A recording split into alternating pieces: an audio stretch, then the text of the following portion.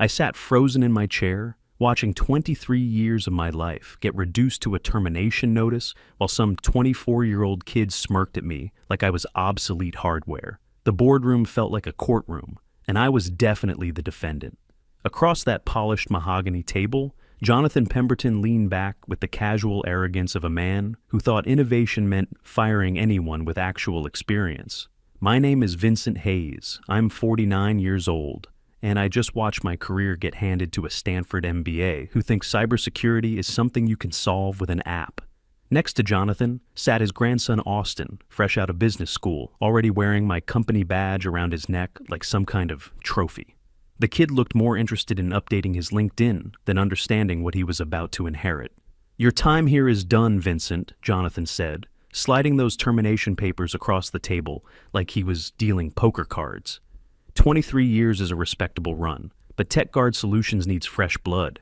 Austin here understands the digital landscape in ways your generation simply cannot.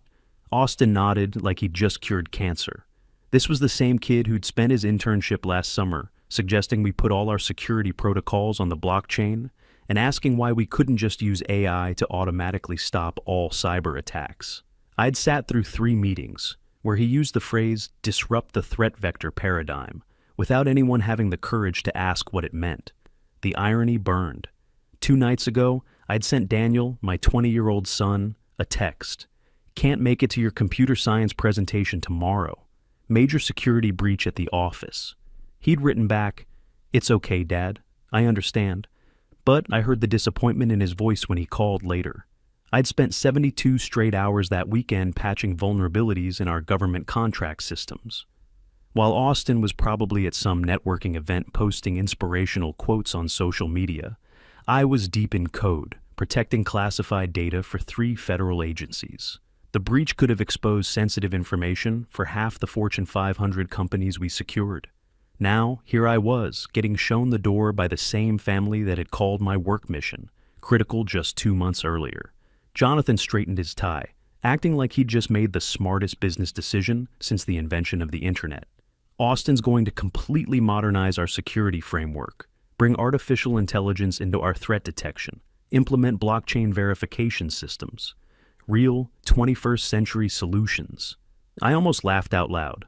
The 21st century? I'd been living in it since before Austin learned to drive, but I kept my mouth shut and reached for the pen. What these 2 geniuses didn't know was that Jonathan's grandfather, the company founder, had been paranoid about corporate takeovers back in 2001. The old man had insisted on a very specific clause buried deep in all our licensing agreements. If the original security architect was ever terminated without cause, all operational rights to the 38 cybersecurity patents I'd developed would automatically revert back to me, not the company, me personally. I'd thought it was overkill when we first drafted those contracts 22 years ago. Back then, TechGuard was just a small Denver outfit with 12 employees and big dreams. The founder had made me promise to include that protection clause in every single licensing deal we signed. "Trust is earned over decades and lost in a single decision," he'd told me. "Make sure you can protect the work if someone tries to steal it from you."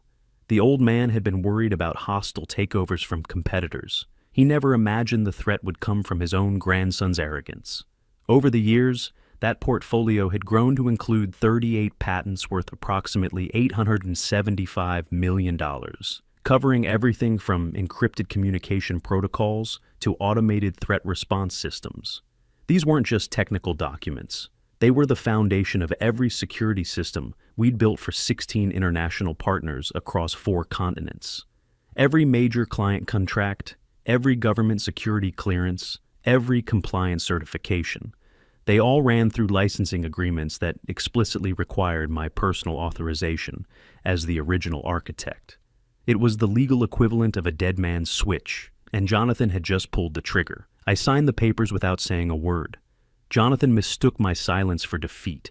Austin was already scrolling through his phone, probably crafting his excited to announce my new role post for LinkedIn. Neither of them had bothered to read the fine print on what they'd just activated. As I gathered my things, I thought about Daniel's presentation that I'd missed. He was studying computer science at Colorado State, following in his old man's footsteps, For 3 years, he'd been trying to understand what I actually did for work. Something with computer security, he'd tell his friends. But I could see the confusion in his eyes. Maybe getting fired would finally give me time to explain it properly. Walking out of that building felt surreal. For the first time in over 2 decades, I wasn't rushing back to monitor security alerts or prep emergency patches. No late-night calls about system vulnerabilities. No weekend deployments to protect client data. I was just Vincent Hayes, unemployed cybersecurity expert, carrying a cardboard box with 23 years of memories and a legal time bomb that was about to detonate. The security guard at the front desk looked sympathetic as I badged out for the last time. "Sorry to see you go, Mr. Hayes," he said quietly. "This place won't be the same without you." He had no idea how right he was. I drove home slowly, thinking about all those nights I'd sacrificed for TechGuard's success. The family dinners missed for security emergencies. The birthdays skipped for client deployments. My divorce from Sarah 6 years ago, when she finally admitted I was married to that company more than I was to her. But as I pulled into my driveway, something felt different. For the first time in years, I wasn't carrying the weight of other people's expectations. I was free to be exactly who I'd always been, underneath all that corporate loyalty. And tomorrow, Jonathan Pemberton was going to learn what that really meant. Monday morning, March 15th, I woke up at 5:30 a.m. out of pure habit. For the first time in 23 years, I had nowhere to be. No security alerts waiting on my phone. No emergency patches to deploy. I made coffee and sat by my kitchen window, watching Denver wake up below me. At exactly 9:17 a.m., my phone buzzed. A text from SecureBank International, our biggest client. The message was short and brutal. System access denied. Original architect credentials required for security protocol activation. I nearly choked on my coffee. It was starting. By 9:45 a.m., 3 more clients had sent identical messages. By 10:30, it was 6. The pattern was always the same. License verification failed. Original architect authorization needed to maintain security clearance. I could picture the absolute chaos erupting inside TechGuard's offices right now. Jonathan would be pacing around his corner office like a caged animal, barking orders at assistants who had no answers. Austin would be frantically Googling how to restore security system access, probably trying to figure out if there was an app for that. The beauty of it was the timing. Every single one of those 38 patents had automatic verification protocols built in. The systems I'd designed didn't just check credentials once.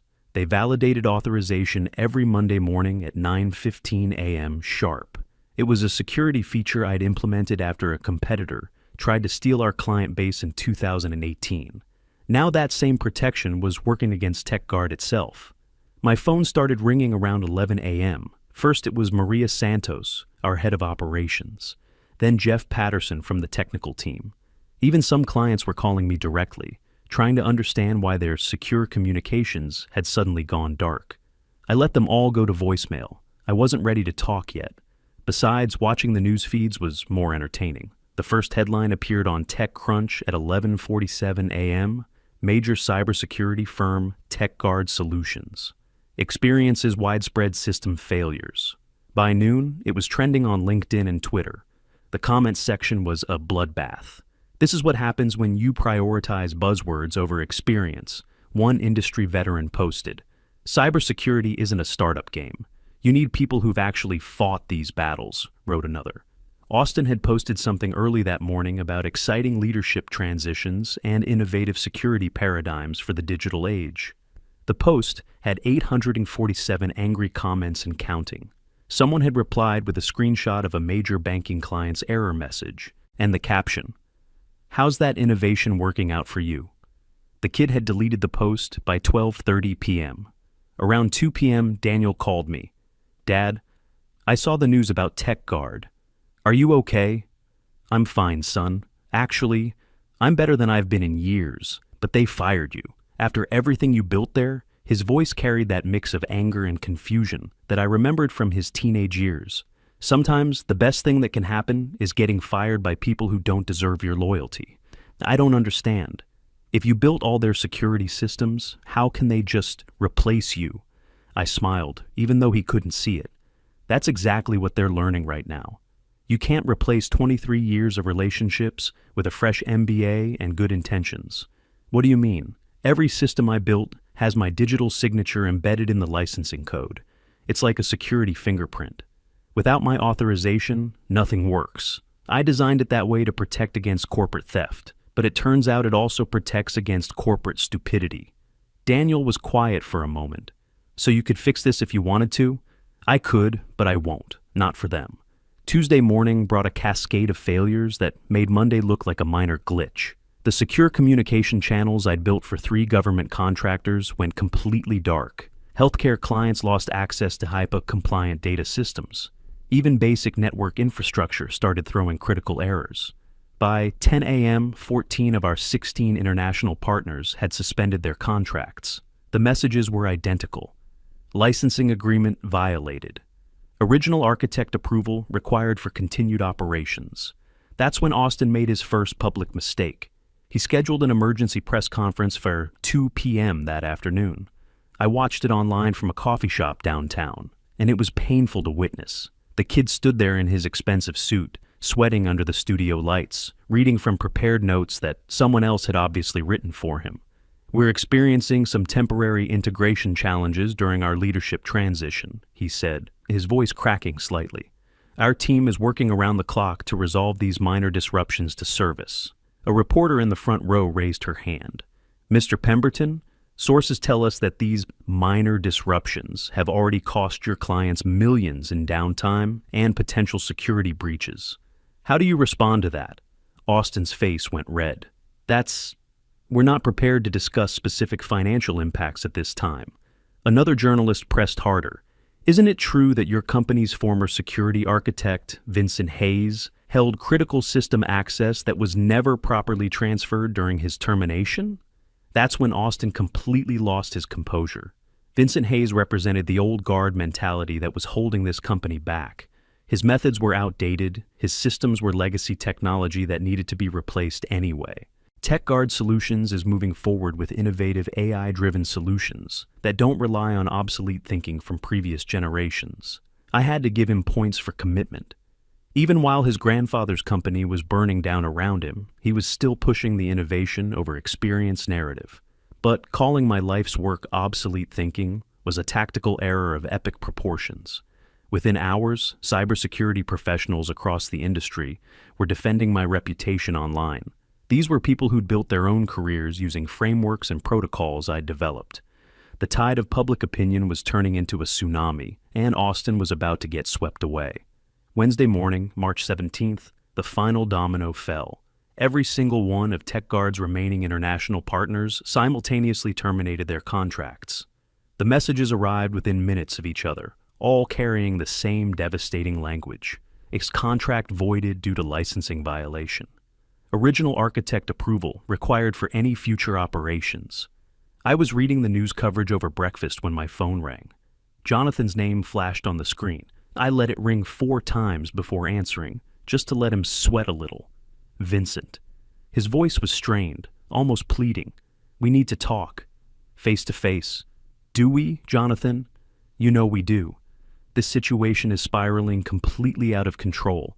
I set down my coffee cup and laughed. Actually laughed out loud. Jonathan, this isn't a situation that's spiraling. This is the consequence of your decision. You wanted innovation and fresh blood, remember? You got exactly what you asked for. Look, maybe we moved too quickly. Maybe there's room for negotiation here. Negotiation? I could hear voices shouting in the background on his end. You mean like offering me my job back? Like admitting publicly that you made a mistake? Yes, silence. Then more shouting from his office. Because that's not how this works anymore, Jonathan. You didn't just terminate my employment. You publicly humiliated me in front of the entire industry. Your grandson called my life's work obsolete thinking on national television. So, no, there's no negotiation. Vincent, be reasonable. The company has 800 employees. People's livelihoods are at stake here. You should have thought about that before you decided experience was worthless. You should have considered their livelihoods before you handed critical security operations to a 24-year-old who thinks blockchain solves everything. What do you want? Money? Equity? Name your price. The desperation in his voice was almost pathetic. This was the same man who'd sat across from me 3 days ago, acting like firing me was a brilliant strategic decision. I don't want anything from you, Jonathan. That's the point you're missing. You can't buy back trust. You can't purchase 23 years of relationships. And you definitely can't undo the damage your grandson did to our reputation. The board is meeting in an hour. They're going to ask for my resignation. Good. Maybe they'll pick someone who understands the difference between innovation and destruction. I hung up on him.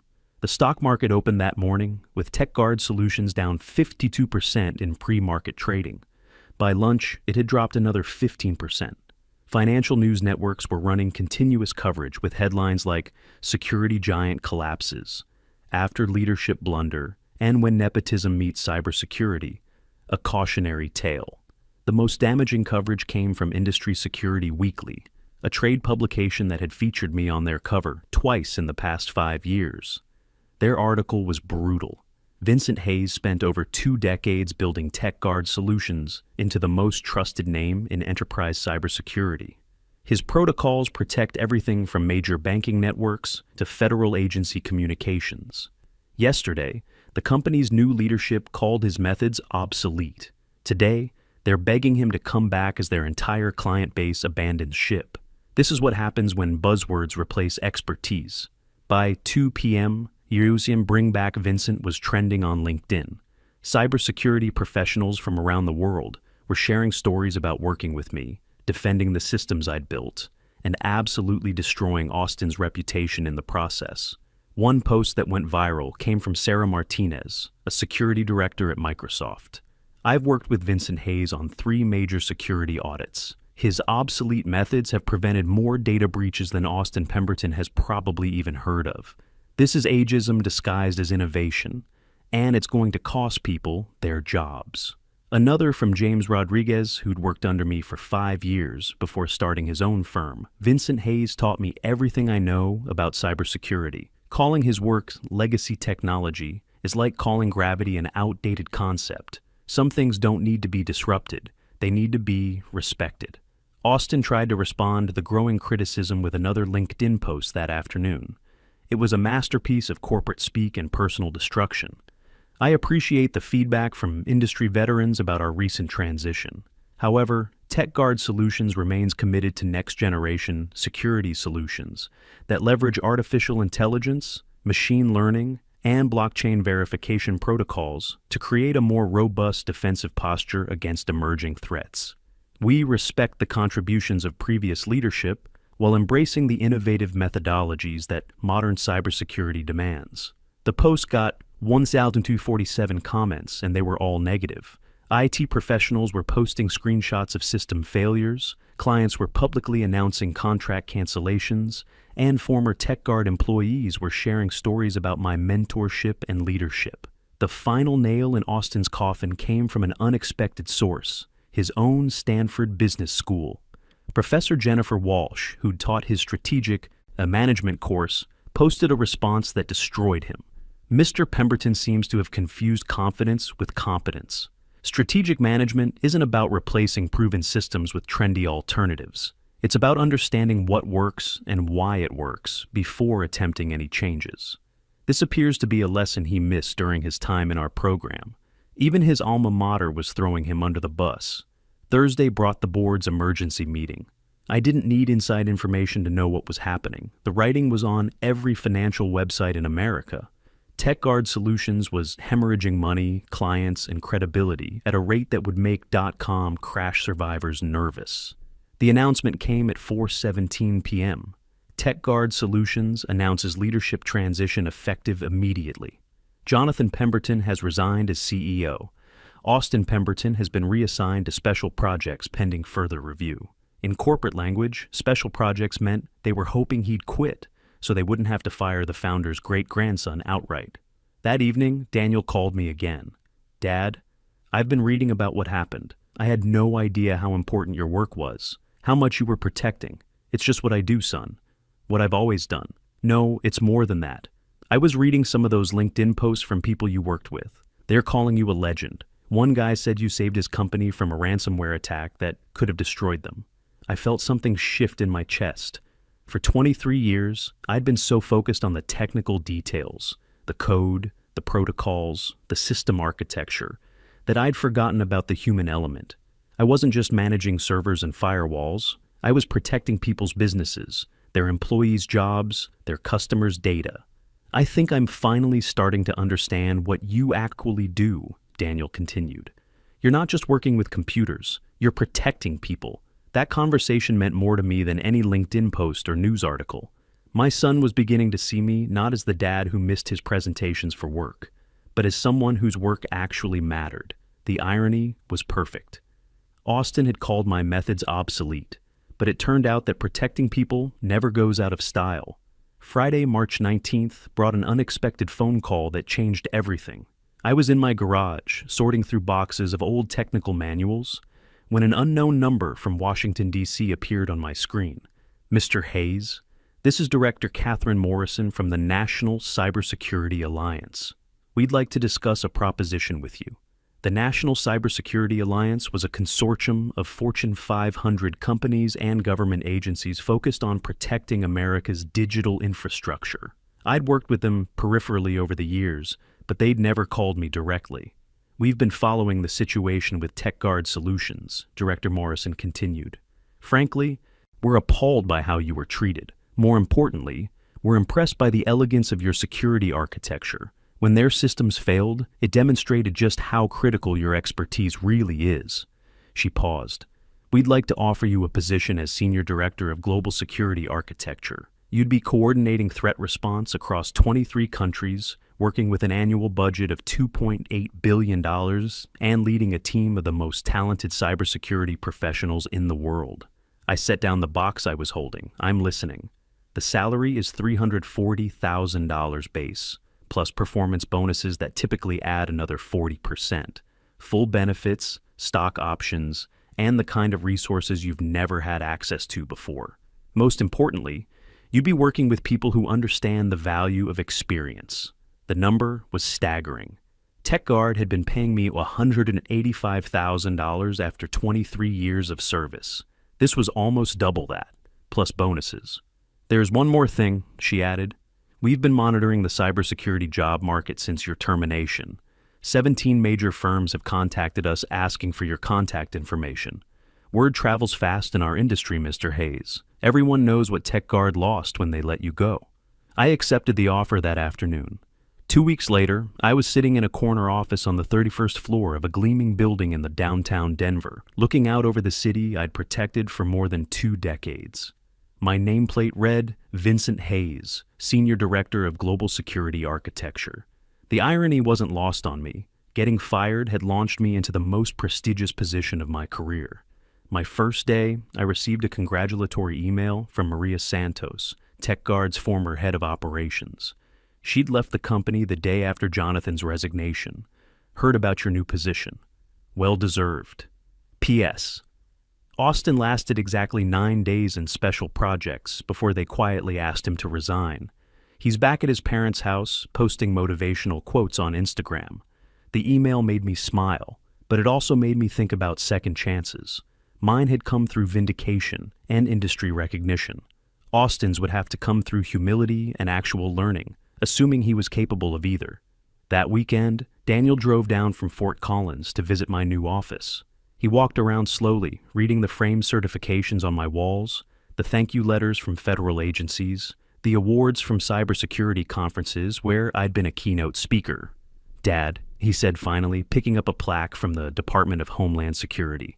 I owe you an apology. All these years, I thought you just worked with computers. I had no idea you were protecting people's entire lives. You don't owe me anything, son. I'm the one who should apologize. I spent so many years focused on the work that I forgot to explain why it mattered. No, you were doing something important. I just couldn't see it. He set the plaque down carefully. I've been thinking about changing my major, maybe cybersecurity instead of general computer science. That surprised me. You don't have to follow in my footsteps just because of what happened. I'm not. I'm doing it because I finally understand what the footsteps lead to. He gestured around the office. You spent your whole career protecting people, and they didn't even know it. That's the kind of work that actually matters. 3 months after my termination, TechGuard Solutions was acquired by a larger security firm for approximately $127 million, about 30% of what the company had been worth before my departure. The acquiring company immediately hired me as a consultant to help rebuild the client relationships that had been destroyed. Jonathan retired to his ranch in Montana. I heard through industry contacts that he'd started raising cattle, claiming he wanted to get back to simpler times when things made sense. Austin, according to LinkedIn, was working as a junior analyst at a small marketing firm in Boulder, no longer posting about disrupting industries or leveraging blockchain solutions. The best part of my new position wasn't the salary or the prestige, it was the work itself. For the first time in my career, I was collaborating with people who understood that cybersecurity wasn't just about technology. It was about trust, relationships, and the patient accumulation of expertise over decades. My team included former NSA analysts, MIT professors, and industry veterans who'd been fighting cybercrime since before Austin was born.